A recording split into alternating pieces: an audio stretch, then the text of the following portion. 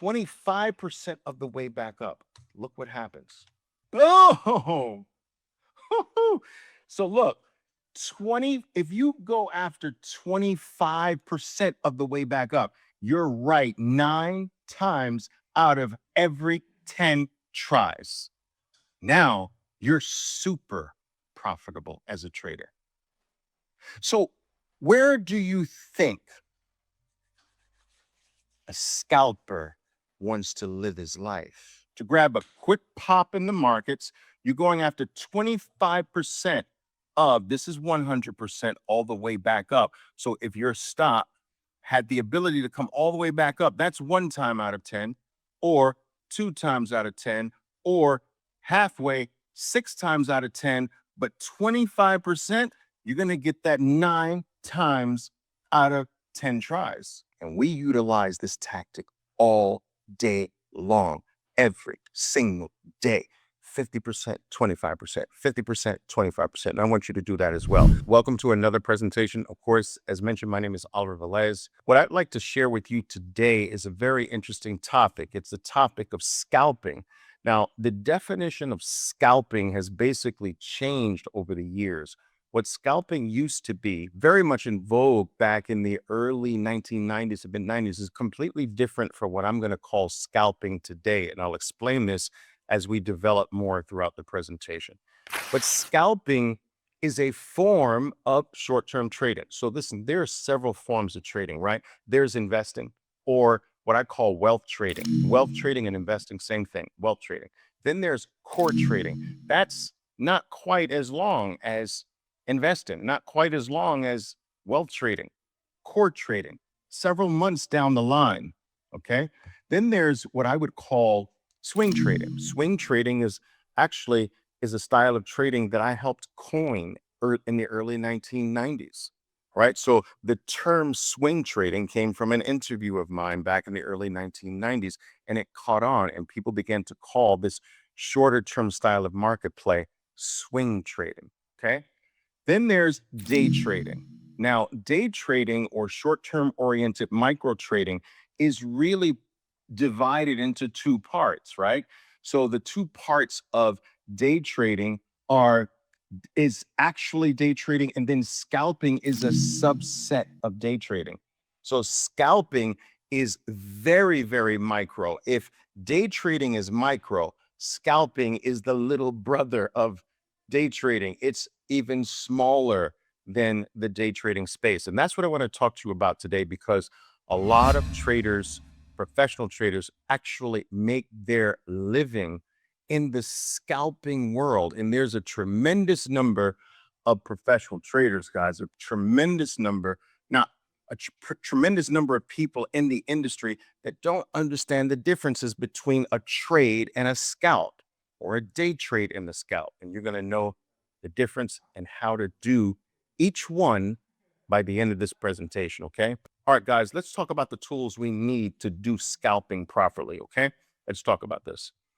First thing we need a 2-minute chart. Yes, a 2-minute chart. You can alternatively use a 5-minute chart, but I prefer that you use a 2-minute chart for this, okay? 2-minute, 5-minute, your choice, but I lean more a little bit toward the 2-minute chart. Let's take a look at a 2-minute chart. This is Microsoft's 2-minute history, looks like for up until midday. So this is a 2-minute chart of Microsoft where every single bar represents 2 minutes of trading. Obviously, the red bars represent the 2-minute periods that were down. All right, so it started higher, ended lower. And the green bars represent 2-minute periods where the stock started lower, ended higher. Simple. The next thing we need to overlay a 20-period simple moving average. Now, I have been trading for a very long time, studying markets for a very long time. And I will tell you that I've experimented with all types of moving averages. And in my experience, the sexier varieties of moving averages have no real distinct advantage over the simple. Now, if you want to go to, the 20-period exponential, the 20-period weighted, knock yourself out. It's not that different anyway, right? Moving averages are areas. They're not specific little skinny lines as your trading platforms would have you believe. but I use simple, and I use those simple moving averages on the closing prices of the bars. Okay. Here's a 2-minute chart of BABA. I am overlaying a 20-period moving average on the chart. This is averaging the last 20 closing bars. So now, guys, just so you know, and I know many of you know this, what a moving average does is help you to iron out the wrinkles in a stock's trend. So in the old days, they actually used to call moving averages trend lines because their purpose is to really keep you focused on the prevailing trend. So if that 20-period moving average is declining, it doesn't matter if there's a green bar or two in the midst of the stock's performance, the trend overall is down. It doesn't matter if there's a green bar here. See these green bars? The overall trend of the moving average keeps you honest in your overall assessment. I don't care if there's green, that trend is down. The green is not going to affect me. The green is not going to trick me. As long as that 20-period moving average is down, I'm thinking down. I'm thinking negative. You understand? So that's the purpose of a 20-period moving average. Here's the 20-period moving average started to rise, right? So it says, I don't care right now if there's some red here. The overall prevailing trend is up. So that's the overall purpose of moving averages, to keep you honest in your assessment of what the overall prevailing trend is. Is it a perfect indicator? No, there's no such thing as a perfect indicator. But as a general guide to trend analysis, you can't beat moving averages. And the 20-period moving average, in my opinion, is amongst the most important. There are two really key moving averages. The next thing we need to overlay a 200-period simple moving average. So whenever you're using moving averages, guys, you want to always have a short one and a long one. You should never really look at just a one moving average chart. You need a longer term view, the 200, and you need a shorter term view, the 20-period moving average. And that's what we have here. Moving averages are best utilized in the form of a buddy system. You understand? A buddy system. So short, long, 20, 200, or 13, 200, or 8, 200. We use a variety of them, but 20 and 200 are the basic two. And I would go as far as saying you don't really have a viable chart that you're looking at unless you have these two moving averages on the chart. So let's take a look at the 20-period moving average on BABA overlaid. So now we have a 2-minute chart, each bar representing 2 minutes of trading. And you've got a 20-period moving average overlaid, and you've got a 200-period moving average overlaid. And these two moving averages are operating in a buddy-like system. So whenever your stock, your 20, and your 200 are spaced apart, you are looking for a reversal. Okay. And this can happen on the downside as well. You can have the stock way down here, separated from the 20, separated from the 200, and you'd be looking for a reversal back to the upside. But notice how BABA opens separated from its 20, and the 20 itself is separated from the 200, leaving behind what we call a dual space reversal event. My traders would be taught to actually go bet to the downside on a play like this, but they would first have to see green get eliminated by red. And so here's the last green bar. Red eliminates green. They would short here, betting on the downside, stop above the green, protect themselves above the green, and benefit all the way back to the 20-period moving average, where now the stock, guys, is closing the gap between itself and the 20-period moving average. Gap close, done, trade over. But that's actually a different topic. We're going to talk about scalping. We got a 2-minute chart. We got a 20-period moving average on the 2-minute chart. We got a 200-period moving average on that chart. Now we need a strong move. What do I mean by a strong move? I have to demonstrate this for you. Let's do it red. So a strong move down. Boom! In this strong move, guys, if you're going to play against this strong move, what do I mean by play against this strong move? What I mean is that if you're going to look to buy somewhere after this decline, if you're looking to buy, your odds are not very great because of the power of the down move to the left. So think about this, guys. Think about this. This move to the downside is very powerful. All right. This move to the downside is powerful. So it means that any up move that you make, right? Any up move after this is going to have to fight what's to the left of it, which is red. All right. So now some moves will actually make it all the way back to the beginning of the drop, the decline. But how many out of 10 tries will the bounce after a strong drop? How many times will a move come all the way back? I'm going to tell you, one time out of 10 will go all the way back to the top of the move. This is very important to understand. And then we're going to go to charts so I can show you this, right? So strong drop, rally all the way back, recuperating the decline 100%, 1 out of 10. Let's say 75. Let's do this. 75. So this is the 100% level, right? 75% instead of 100%. How many? 2 out of 10. Let's do it like this. So 100% all the way back, you're going to get 1 out of 10. All right. 1 out of 10. So 1 out of 10 goes 100%. 75%, 2 out of 10. Now check this out. Something interesting happens here at 50%. Now your numbers go big. At 50%, your numbers go 6 out of 10. Wow. So 6 times out of every 10 tries, the bounce back up after a decline will retrace 50% of the decline. So now you're a profitable trader if you control your downside, just going for 50%. Wow. You're not a profitable trader going for 75% of the way back up. You're not a profitable trader going 100% of the way back up. You're a profitable trader if you control the downside. You're a profitable trader at 50%, only going for 50% retracement. A stock drops, buy it, 50% back up, out. 6 times out of every 10. But check this out. This is the most interesting. This is the most interesting, traders, right?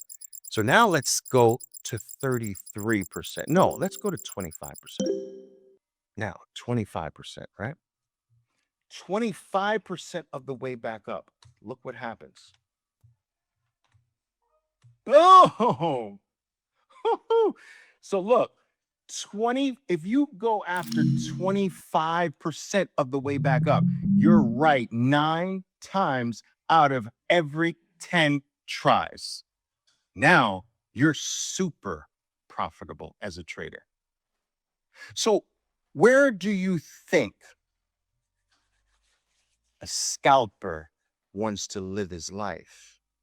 Where do you think he wants to dedicate himself to? 100%? Going after the 1 out of 10? Going after the 75%? Going after 50? No, he lives in that 25% move back up.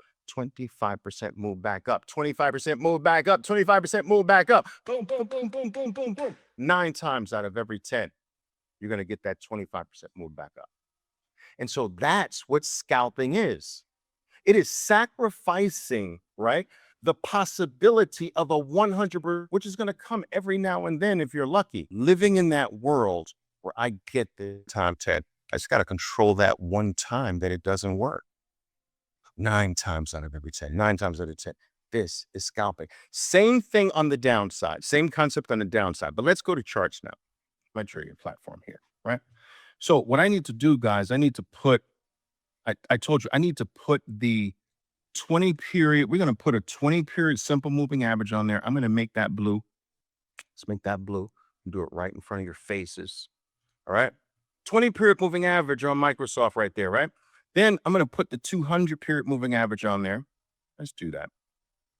It's not really relevant to us today, but let's just do it anyway. All right, I'm going to do that. I'm going to put that 200 on there. Keep that red. Boom. Okay, good. Now, look, I want you to know, remember what I told you, right, about space? That was a different talk that I did on my concept with space, but I just want to bring your attention to that real fast, right? Like, look at Microsoft opens, where it opens in relationship to the 20 and how 20 is separated from the 200. So you see those layers of space, right? That space, dual layers of space, space 1 and space 2. And whenever we get these dual layers of space, we bet the other way because the market doesn't like space. It narrows space. So now, see, there's no space. So once there's no, see, we started off with space. Now we go to no space. Look at all three items. Look at your stock, look at your 20 period moving average, and look at your 200. There's zero space now. Now we go back the other way, but that's a different topic. We're talking about scalping now. I want you to take a look at this drop. This is one fluid drop. It's interrupted by a certain number of green bars, but the fluid move to the downside is down. If you want to try to buy the bottom of that, you can't expect more. If you want high accuracy, you can't expect more than, remember those levels, right? 25% if you want your accuracy. So scalping is a counter trend approach. To grab a quick pop in the markets, you're going after 25% of, this is 100% all the way back up. So if your stop had the ability to come all the way back up, that's 1 time out of 10, or 2 times out of 10, or halfway, 6 times out of 10, but 25%, you're going to get that 9 times out of 10 tries.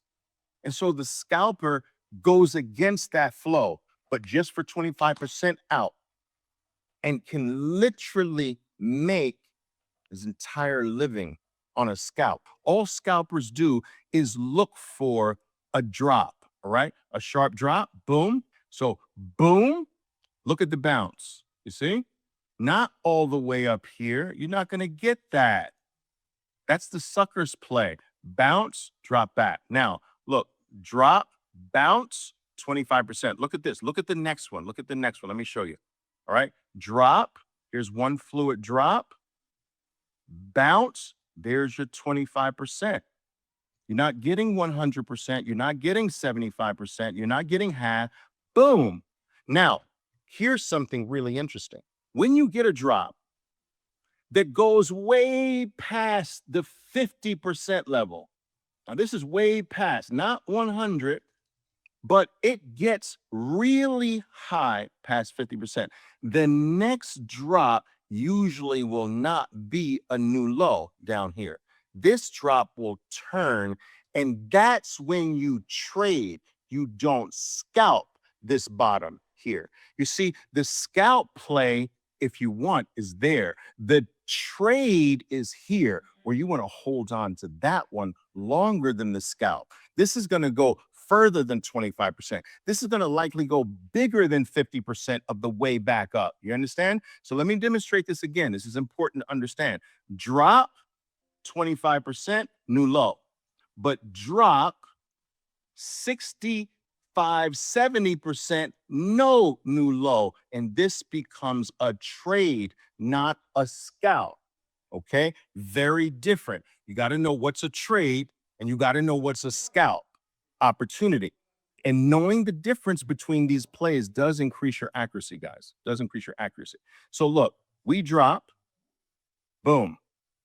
That does not get past that 50% level of this drop, right? It doesn't. So we're going to new lows. Now look, drop.